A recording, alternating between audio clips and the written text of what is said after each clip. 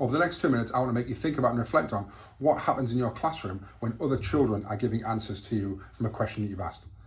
Now, quite often I will see a member of staff speaking at the front, and they will ask a question, and a student will answer the question. They might have been cold called, they might have put a hand up, they might be asked to contribute.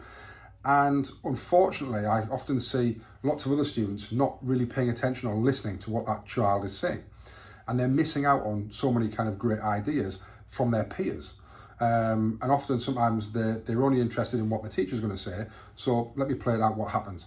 I ask a question, there's a child over here that's going to answer it, and lots of students who are in the class aren't even bothered, they're not even looking, they don't look like they're even listening, they might even be looking the other way, they might be fiddling, they're not paying any attention to the fact that someone is about to give potentially a really good answer, or an answer that you're going to deconstruct and say, that's really interesting, that might only get half marks, how might it get full marks?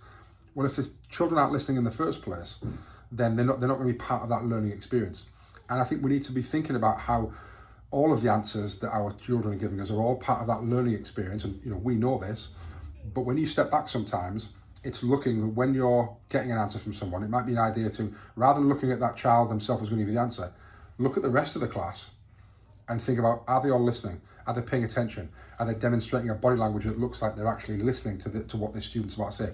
And if they're not, maybe just saying, sorry, just before you give that answer, just 1 second, we don't look like we're listening. This could be a great answer. And actually, even if it isn't a great answer, we're going to make it a great answer between us. But we can't do that if you're not listening.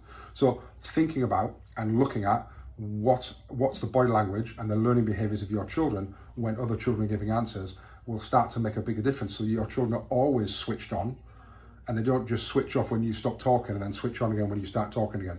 So it's creating the conditions where everyone is listening all the time.